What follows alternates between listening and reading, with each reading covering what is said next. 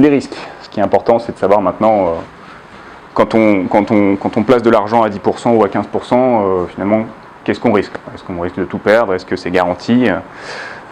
Les risques principaux d'une opération de promotion, ça va être le risque administratif. Donc ça, c'est quand on arrive très tôt dans l'opération, qu'on n'a pas encore l'autorisation de construire. Puisque, comme je le disais tout à l'heure, on a le permis de construire, c'est 3 mois en mairie, et après on a les recours potentiels des riverains.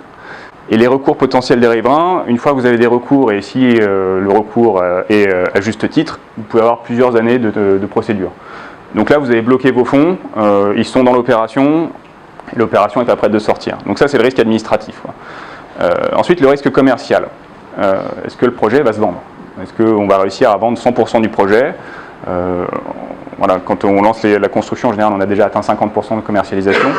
Donc on a déjà une certaine validation du marché, après il faut vendre le reste. Donc le risque commercial, c'est est-ce qu'on va réussir à vendre tous nos lots?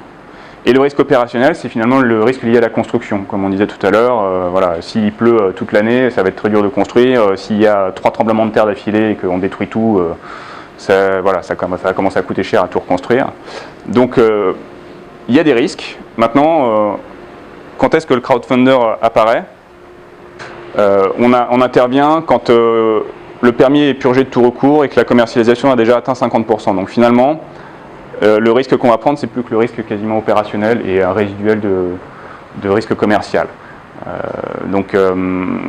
Voilà, au moment où on a toutes les autorisations et qu'on a prévendu le projet, le promoteur va chercher à gonfler un peu ses fonds propres pour pouvoir obtenir le crédit bancaire. La banque va lui demander un minimum de fonds propres dans l'opération et il va pouvoir faire venir des partenaires, notamment en crowdfunding.